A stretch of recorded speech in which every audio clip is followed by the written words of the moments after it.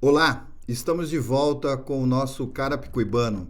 Meu nome é Alexandre Pimentel, sou geógrafo e professor da rede pública e esse é o nosso programa Carapicuibano que busca valorizar a memória da história da nossa cidade, dos seus cidadãos e também criar uma perspectiva de uma cidade melhor.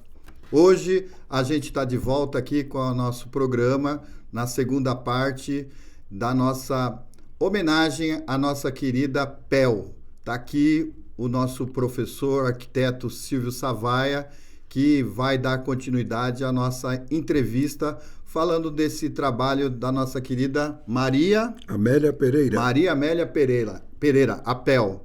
Tudo bom, professor?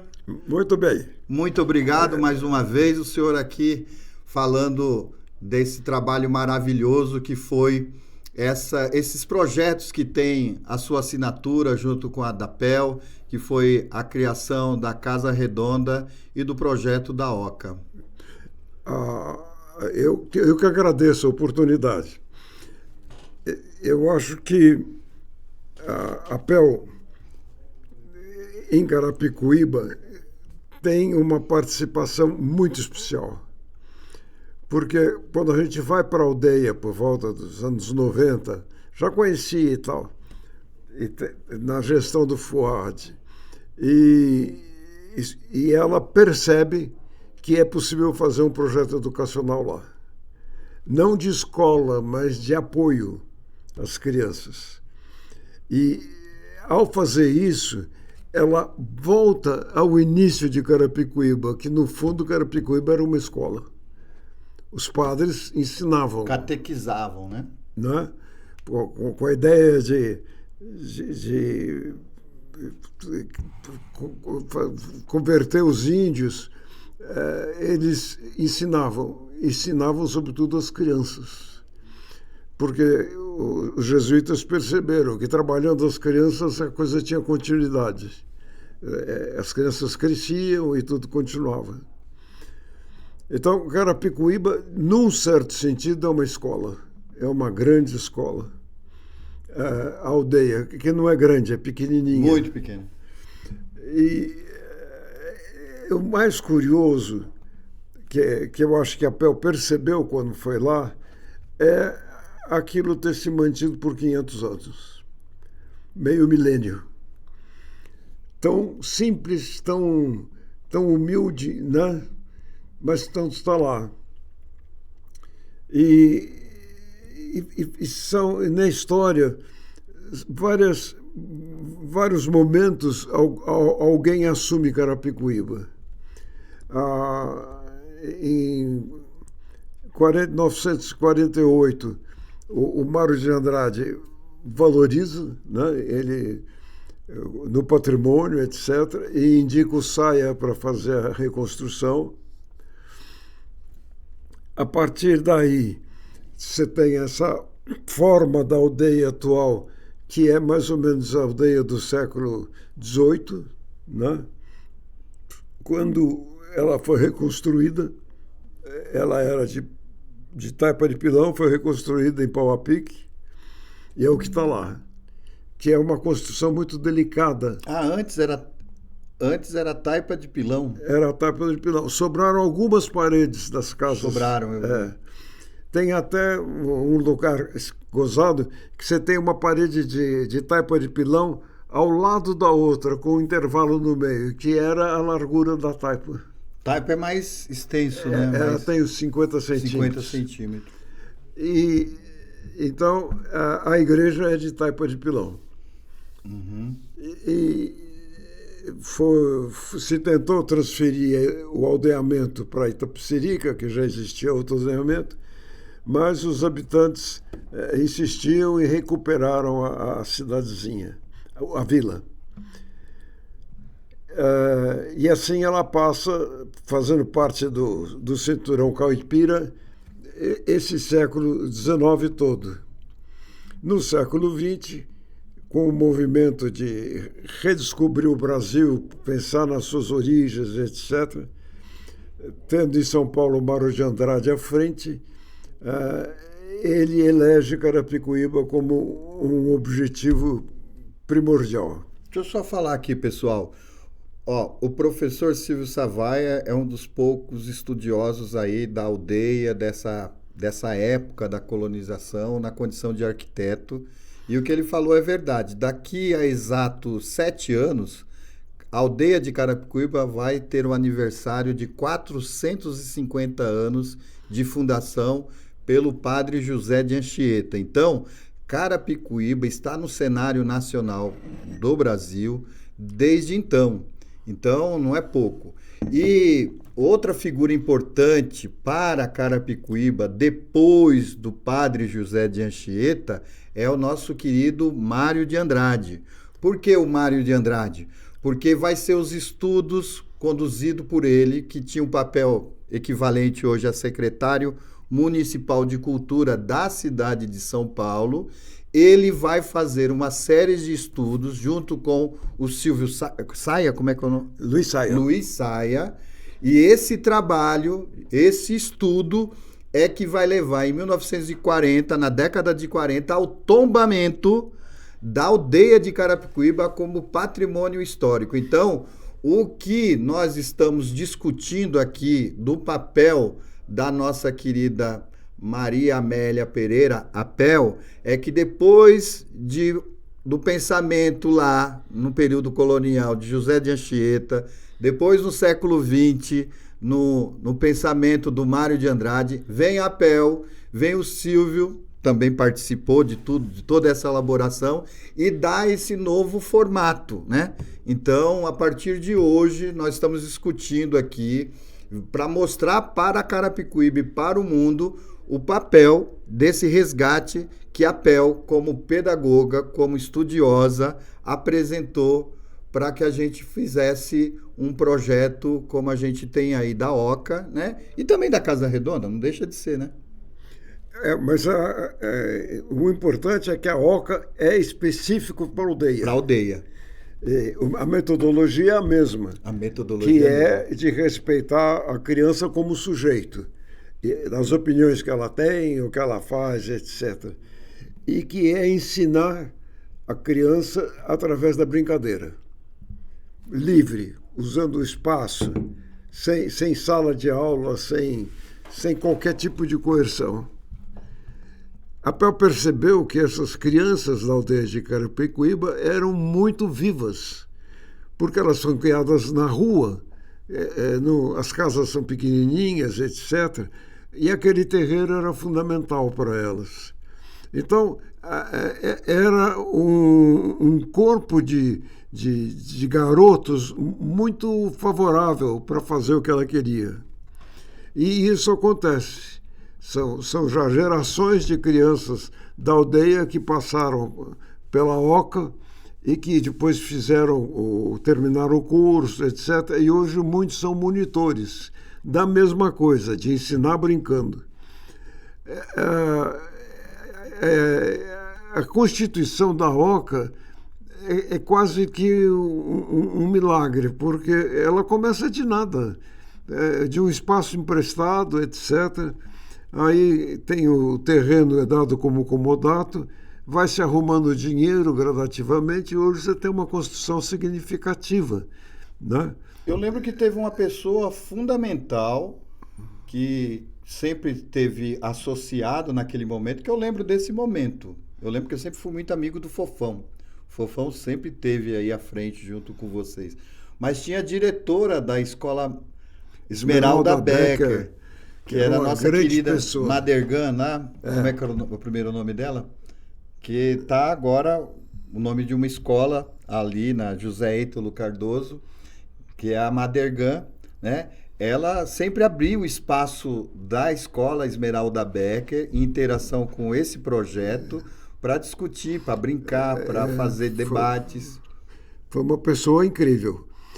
Então, a junção da Pel com a escola e com essa diretora foi fundamental para se criar esse movimento na aldeia. Teve outra pessoa que também participava, que eu participei na condição já de estudante de geografia, que a gente fazia todo ano, no mês de outubro, a Semana do Meio Ambiente, que era o professor Miguel Costa Júnior. O senhor lembra dele? Lembro, Então claro. eu ia lá fazer palestra, o professor ia junto para contar história, tinha apel. Então eu vi o nascimento de tudo isso. E a PEL levou muita gente interessante para lá. Fale aí para nós, o povo precisa saber disso. O Paulo Freire esteve lá com ela. Paulo Freire, olha só, o pessoal. Milton Santos esteve lá com ela. Milton Santos esteve lá, olha só.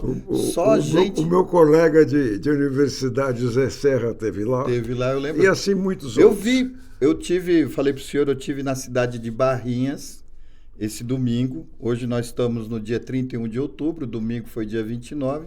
Eu fui entrevistar o nosso querido Dom Fernando, o chileno lá do restaurante, e eu pedi para ele separar várias fotografias. Tem lá a fotografia do Serra na aldeia. Então, a gente fica pensando, não, isso daqui é uma escolinha, etc., de uma pequena aldeia sem significado. Não é nada disso. A aldeia é uma referência fundamental na história do Brasil. Por quê? Porque ela é o lugar onde os índios e os brancos realizam uma vida em comum. E um trabalho. Claro que se pode questionar a relação servil que os padres criavam com relação aos índios, mas de qualquer forma eles foram professores daquela garotada o tempo todo. E a aldeia existe por ter sido essa escola.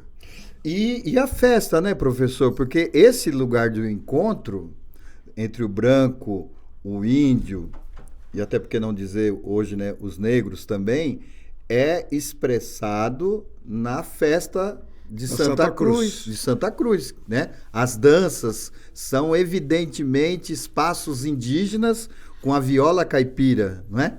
Então, e olha, que orgulho saber que eu moro numa cidade que tem a festa folclórica mais importante, mais longa, né?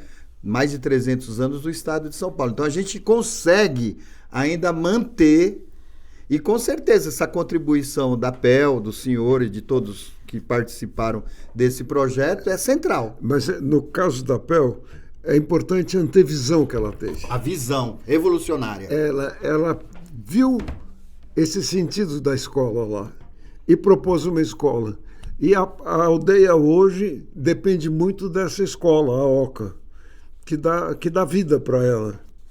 E a ideia seria todo o espaço histórico da aldeia, etc., vai ser cercado por uma via circular e esse conjunto construtivo ser dedicado a discutir as questões da criança, da educação e do país. Por que isso? Porque a aldeia, na sua simplicidade e na sua fragilidade, ela permanece. E acontece isso, quer dizer, em cada momento alguém percebe a importância, assume e toca para frente. E agora, esse momento, depois da vinda dos nordestinos para a aldeia, que deu um caráter muito curioso para aquele folclore, etc., que deixou de ser só paulista, passou a ser paulista nordestino, né? que se reúne na praça e tal.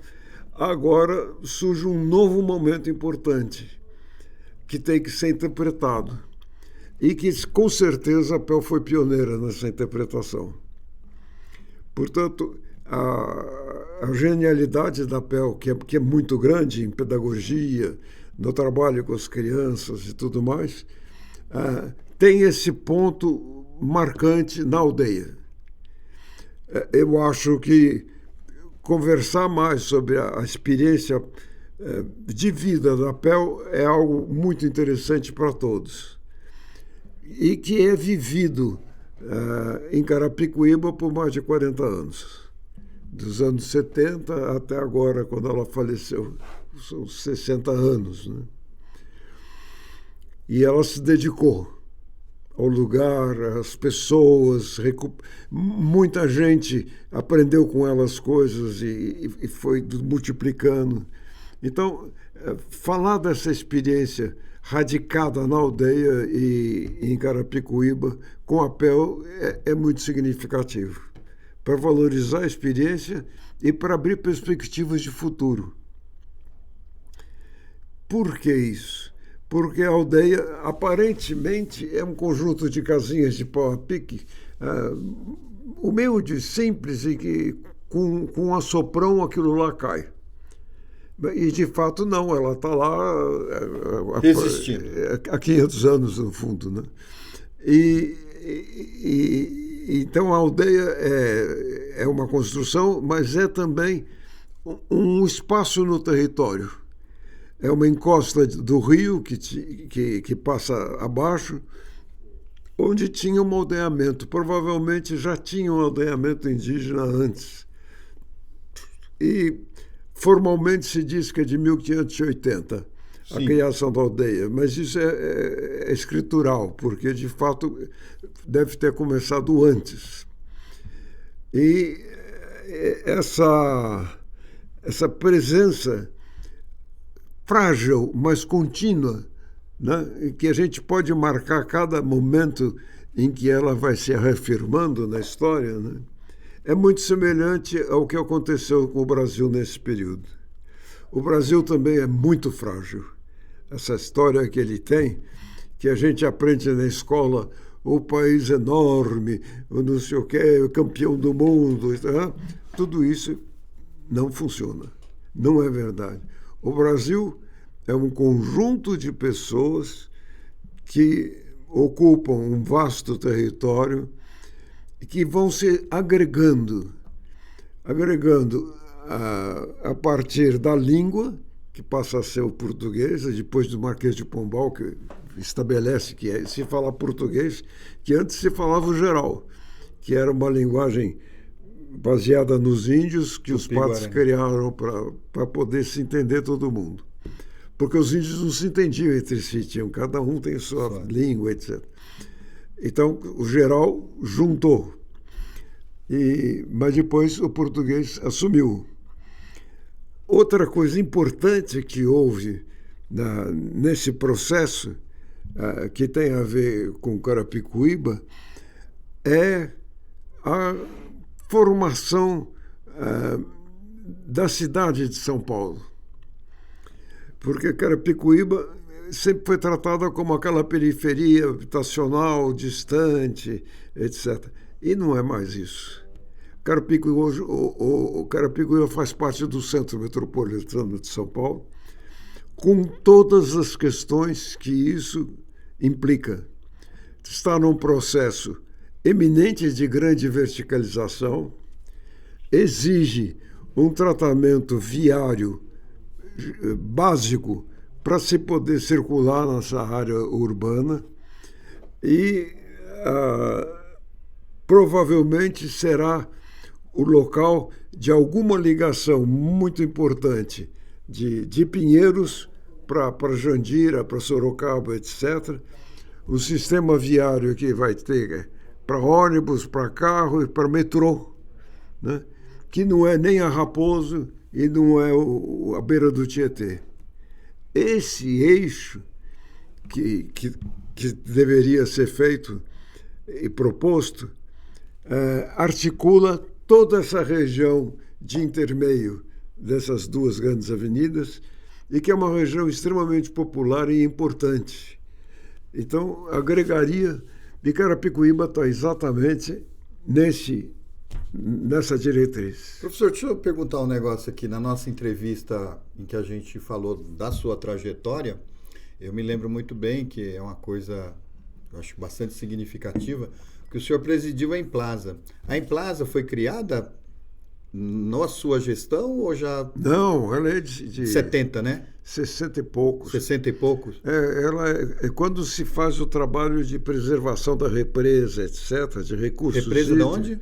A represa de Guarapiranga. Aí se cria uma lei que porque acaba... Eu comentei com alguém sobre a sua entrevista e tal, ele falou, não, é ele que fundou a Emplaza. Eu falei, será que era o Silvio? Não foi. Foi no governo do Montoro, mas não... né? A fundação da Emplaza é anterior. Anterior. No governo do Montoro, a gente se conhecia, o Montoro me colocou lá e eu fiquei 1 ano lá. A Implasa, pessoal, para quem não conhece, é uma empresa do governo do estado de São Paulo responsável para pensar a região metropolitana, que são a cidade de São Paulo, mais as 38 cidades em volta, que compreende Carapicuíba. Então, o professor Silvio Savaia, como arquiteto, foi convidado pelo então governador André Franco Montoro para presidir essa empresa aí tão importante para nós. Mas vamos voltar para a PEL. Já falamos do senhor, agora é a PEL. Então eu proponho 2 coisas. Uma, que se faça uma sequência de debates, de depoimentos sobre a PEL, para valorizar essa pessoa magnífica de pedagoga e para mostrar a importância da atividade educacional em Carapicuíba. Porque elegendo a aldeia como um centro educacional significativo e popular, Carapicuíba passa realmente a ocupar o cenário nacional. Porque as pessoas que estão lá na OCA já têm muita significação, participando das organizações, das atividades, etc., da educação, não só no Brasil, mas na América Latina e tudo mais. Então, esse gesto de iniciar uma atividade do nada, praticamente, que em 20 anos frutificou, tem que ser valorizado e tem que ser dado continuidade. Comandante Silvio Savaia, seu desejo será cumprido. Vai ser uma honra, junto com você, com as nossas queridas lá, Lucilene, Vera, todo mundo que, Fofão, Paulo, todo mundo que fez parte junto contigo, junto com a própria PEL, dessa construção. Para nós vai ser um privilégio fazer uma temporada aqui, a partir de hoje, né? Não sei se na sequência, né? Toda semana, na mesma sequência, mas a gente explorar, porque a perspectiva, quando eu pensei de colocar no ar esse podcast aqui, era uma perspectiva da gente valorizar exatamente os carapicuibanos que não são conhecidos pelos carapicuibanos. Eu tenho certeza que a PEL tem importância aí no cenário pedagógico nacional, reconhecido por pessoas como Paulo Freire, Milton Santos e outros pensadores do Brasil, para além do Brasil, né? Então, para nós vai ser um privilégio, uma honra, tá certo? Seu comando aqui vai ser obedecido de cabo a rabo. E vale levar para frente essa comparação entre a fragilidade da aldeia e a fragilidade do Brasil. Eu estava falando, a gente aprendeu na escola essa coisa bombástica do Brasil, o Brasil. O Brasil não existe durante 300 anos. Durante 300 anos o Brasil era uma colônia portuguesa. Só que nesse universo são tecidos toda a estrutura da nacionalidade, né? Fora dessa tutela europeia do pequeno paizinho lá da Península Ibérica. E ela é feita regionalmente. Então você tem a região de São Paulo, que se espraia pelo Brasil, mas você tem o Nordeste, você tem o Pará no Norte, etc., tem o Rio Grande do Sul, né? E tinha que juntar isso. É curioso o senhor falar isso, porque eu vivi essa angústia nas minhas pesquisas sobre Carapicuíba, né? Quando eu fiz a minha primeira pesquisa lá no Departamento de Geografia da USP, eu vi... E aí, o que falar depois da fundação da aldeia e depois que o povo foi para Itapecerica e voltou? Fica uma lacuna, né? Fica uma lacuna, é isso mesmo. A única coisa que eu me lembro é que a família Almeida Prado transforma a cidade, era uma fazenda, né? Que tinha o nome de... como é que é o nome que o povo dá? Você pega na Inocêncio Seráfica ali, o povo... que era o nome da primeira estação, tinha um nome, que era o nome em homenagem à família, uma matriarca da família Almeida Prado, que tinha essa fazenda. Eu vou lembrar o nome do bairro. Então, essa história de Carapicuíba, que ficou esse branco, de fato ela é recheada de muita gente trabalhando, propondo e avançando. Acho que inclusive escravos, né? Porque a gente não vê nesse período falar de escravidão, de mão de obra escrava negra africana. Não, fundamentalmente escravos, porque os índios são escravizados, Sim. mas depois eles são substituídos pelos negros. Sim. E toda a atividade agrícola é feita baseada na escravidão negra. Negra. Então, você tem uma riqueza de 300 anos nesse período, né, que ela vai se mantendo, a aldeia. É fazenda dos jesuítas, depois é aldeamento não sei o quê, e assim vai. E, por volta de 780 se verifica que não existe mais o aldeamento indígena. Então ela passa a ser um bairro rural. E essa continuidade de Carapicuíba, que leva até o Mauro de Andrade, e essa valorização nacional, Carapicuíba é um dos primeiros monumentos históricos do país, porque é o único aldeamento completo, intacto. No planeta Terra, né? É. No planeta Terra. Viu, pessoal? Deixa eu explicar isso daqui para vocês, porque às vezes a gente precisa colocar as coisas no lugar devido. O estado de São Paulo, ele surge a partir de 12 aldeamentos.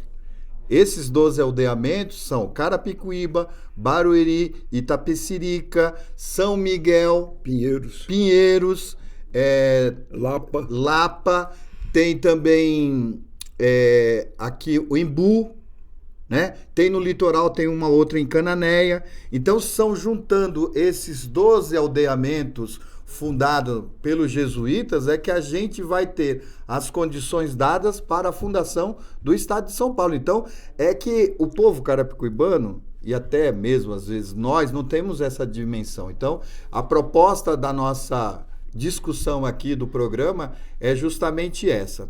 Bom, pessoal, eu vou pedir um breve intervalo aqui para um comercial e a gente retoma logo em seguida, continuando aqui a conversa com o nosso arquiteto Silvio Savaia, nessa nossa perspectiva de construção de um debate mais aprofundado sobre o papel da nossa querida pedagoga Maria Amélia Pereira, a nossa querida Pel. A gente volta logo mais.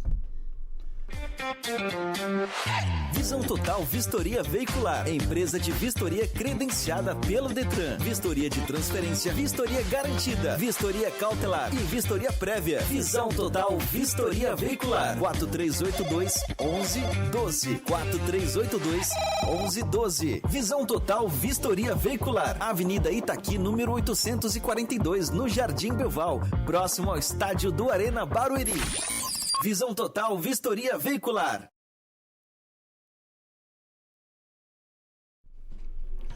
Estamos de volta aqui com o nosso Carapicuibano, continuando nossa entrevista aqui com o professor arquiteto Silvio Savaia, que também esteve à frente aí da nossa homenageada de hoje, né? Nossa querida Pel, Maria Amélia Pereira. Professor Silvio, a gente conseguiu confirmar, né?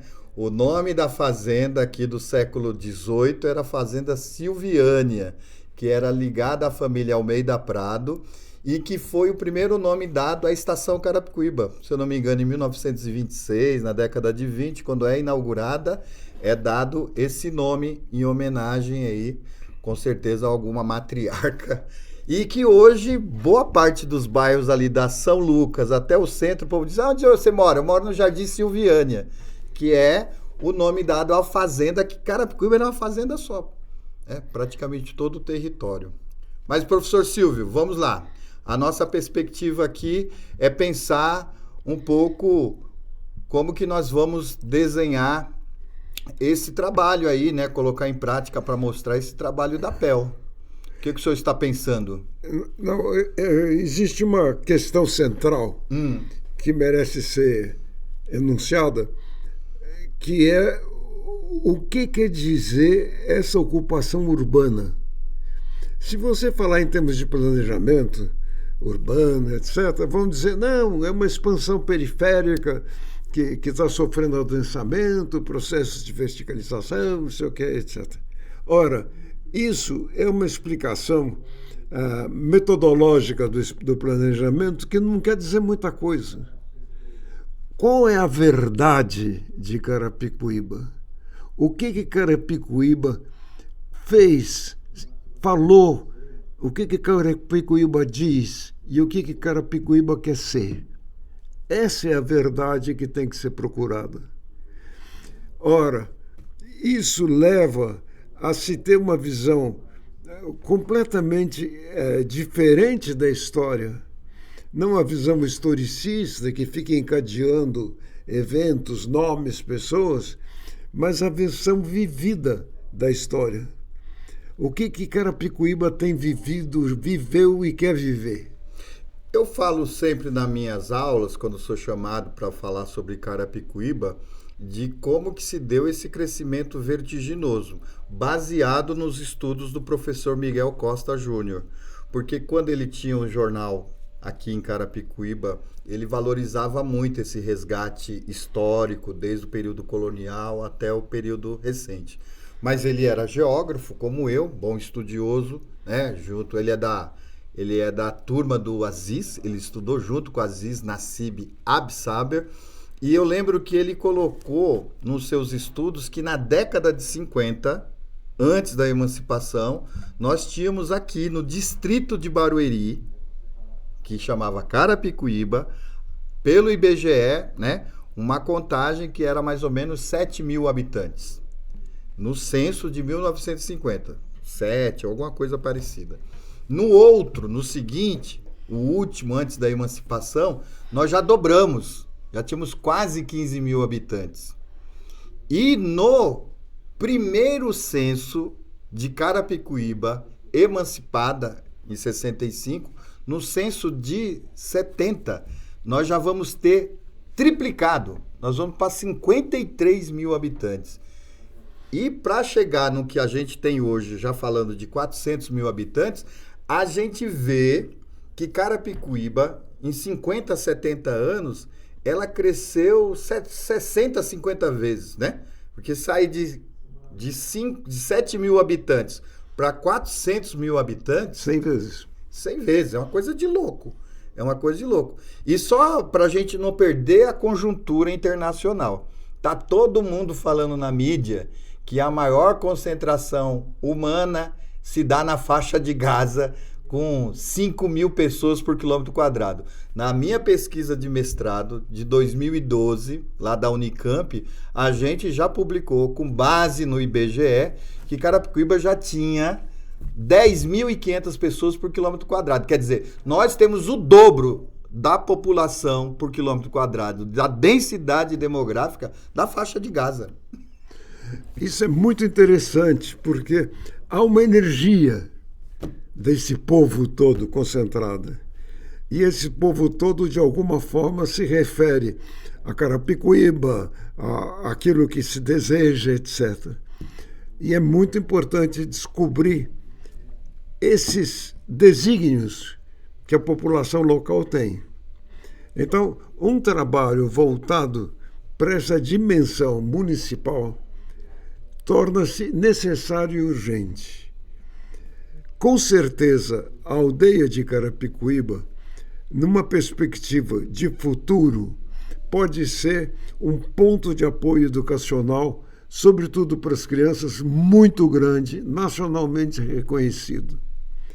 Além disso, a aldeia pode ser também o local de se discutir o que Carapicuíba significa no contexto brasileiro e latino-americano, trazendo as pessoas que se interessam por isso.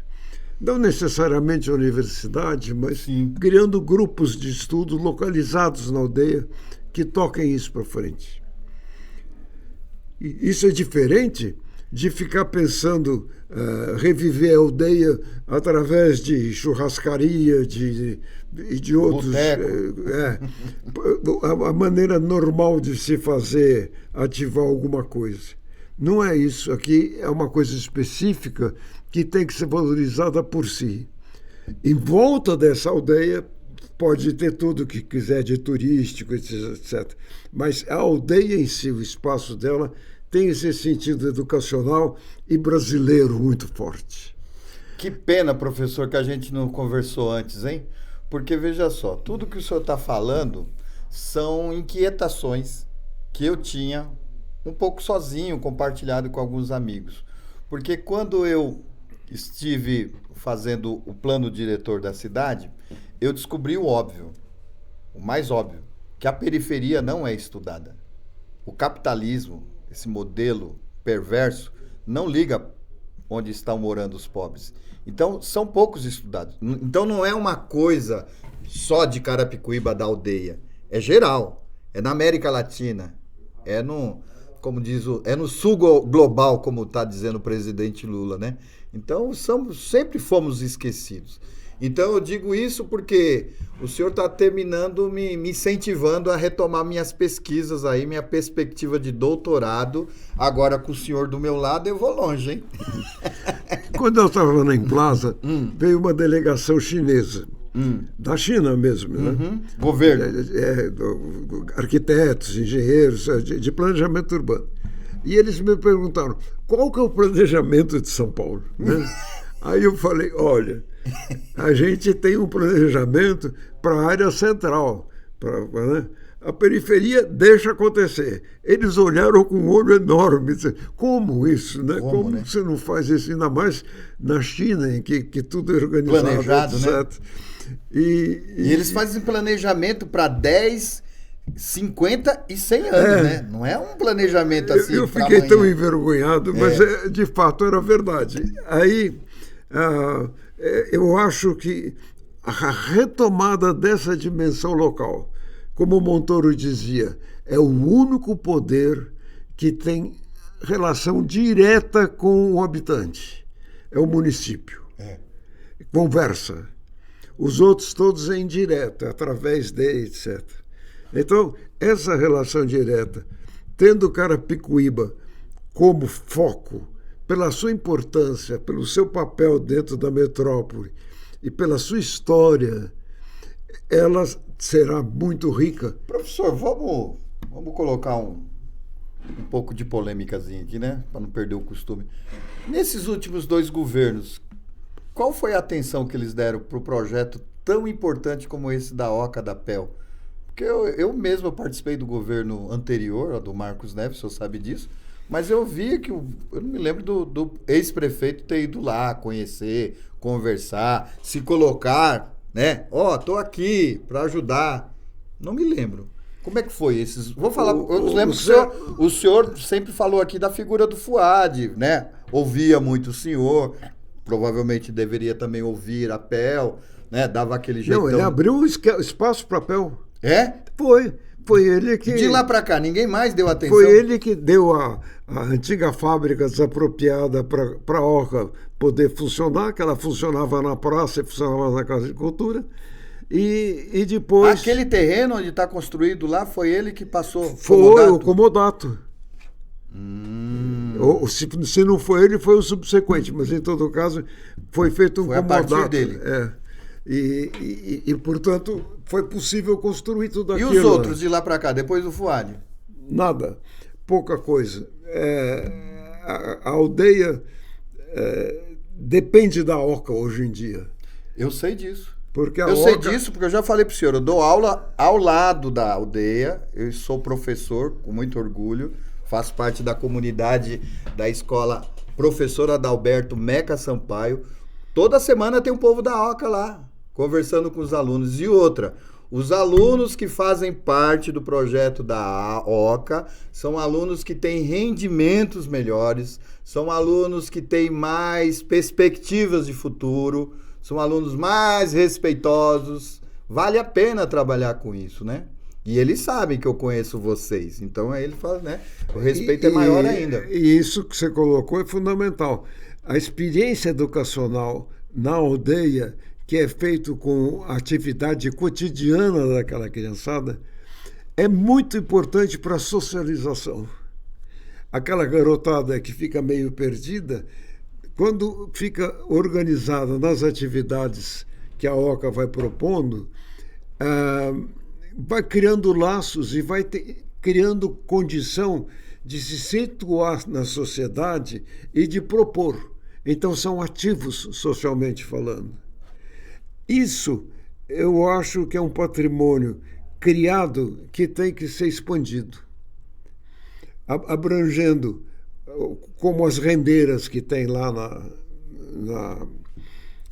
na Oca, os pais de crianças, abrangendo outras faixas etárias voltadas para o entendimento do que significa essa aldeia, o que significa esse lugar e o que significa essa vida em comum. Professor, me conte uma coisa, vamos aproveitar aqui.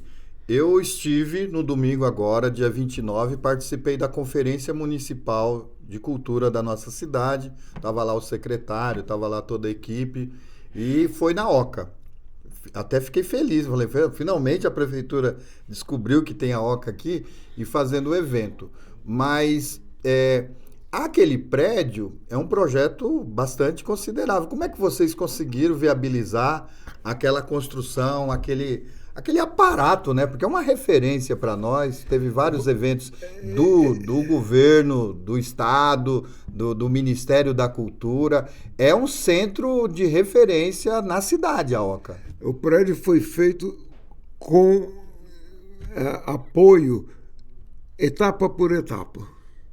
Conte então, tudo isso para nós.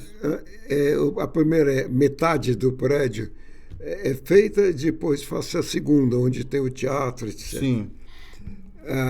Logo no início, a gente procurou o patrimônio histórico para estabelecer que características tinha que ter. E ele tinha que ter, respeitar os materiais locais da aldeia. Então ele é feito com uma estrutura de madeira. Tratada. Tratada, né? Muito boa. E coberto com telha de barro. E tem uma cara de quase que uma casa baiana antiga. Né? A Pel, né? Baiana. No entanto, isso foi sendo conseguido. Alguém deu um apoio aqui, deu um apoio lá. A CIA, quantos anos levou a construção? A CIA tem uma constante, a Escola Veracruz também, etc. Quantos anos levou para inaugurar? 20 anos. Para colocar o prédio para funcionar? Não, para continuar, foi uns 5 anos. 5 anos. Então, aconteceu. E eu, como arquiteto, fui participando, fui acompanhando, etc. Então tem lá, projeto acompanhou a CIA, Colégio Veracruz. Vamos falar, esse povo merece. E tem outros.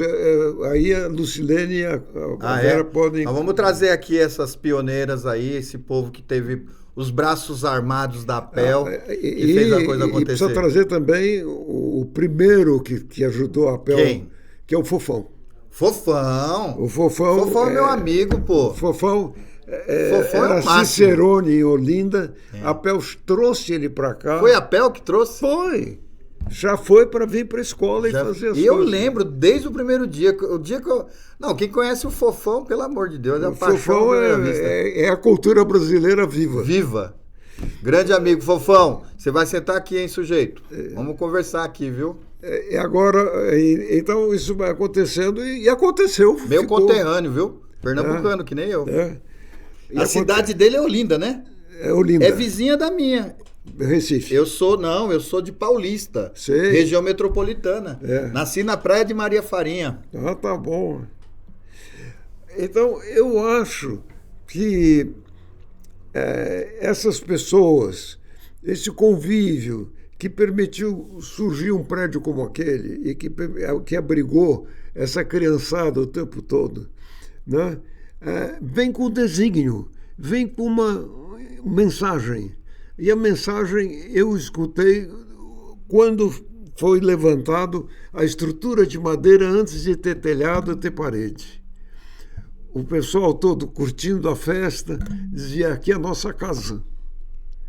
E isso, para mim, me deixou muito feliz. Quer dizer, a gente, de fato, estava criando uma casa para todos em Carapicuíba. Exatamente. E tem outra coisa que eu achei, uma coisa que me preocupava muito, principalmente quando eu estava na Câmara, eu ficava assim, eu sou gestor público, estou aqui, responsável pela legislação da cidade, e, poxa, esse negócio da aldeia, uma hora vai acabar essa festa, o que a gente pode fazer... além do que o povo da Oca lá faz, né? para manter esse negócio aberto, né? E vivo e continuando. Aí eu me fiquei bastante confortável quando a querida Helenice fez o Sarabaquê, né? Os amigos da viola, para manter, né? Formando violeiros para manter a festa, né? Então você pega a Oca, mais a Helenice doida lá, também tem que ter um pouco de doideira, né? E o Otto? E o Otto, meu grande amigo, né? Foram professores na minha escola, não deram aula para mim, infelizmente, mas eu bebi da água deles. Então, são essas figuras ilustres aí, cidadãos comuns que não recebem nada, muito pelo contrário, põem dinheiro do bolso, mas que seguram tudo isso, né? Eu sou muito feliz. Eu acho que eu diria para você, viu, Silvio?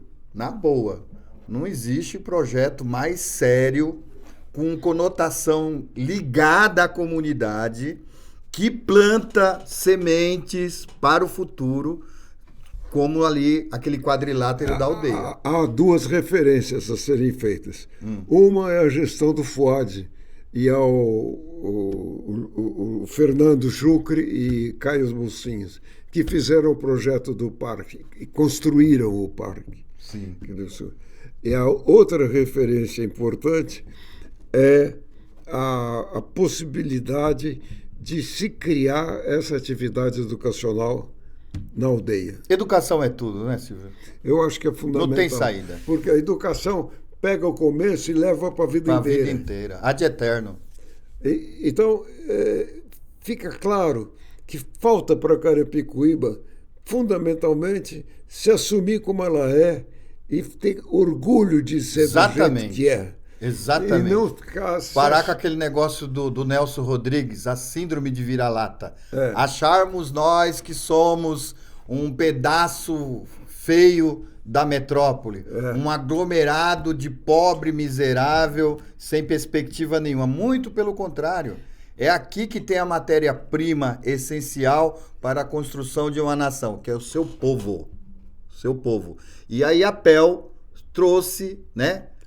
A luz. Isso que é importante. E a gente tem uma perspectiva para a próxima gestão da prefeitura, eu acho, de se assimilar esses valores que não têm sido assimilados.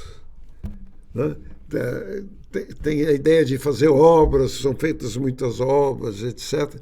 Mas a ideia do que significa Carapicuíba, qual é o papel dela no contexto metropolitano e o que é ela para os seus habitantes, não é muito claro.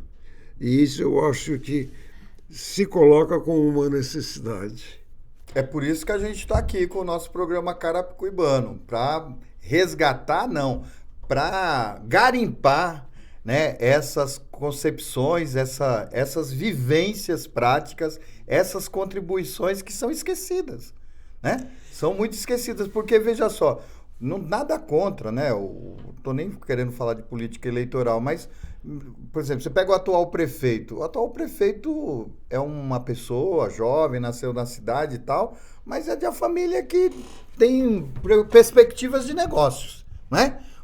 Pai, dono da Del Rey, fundador da Del Rey, nada contra, é uma empresa importante, shopping center, mas e que contribuição se dá para isso? Eu acho que esse povo não tem, porque são 7 anos de governo.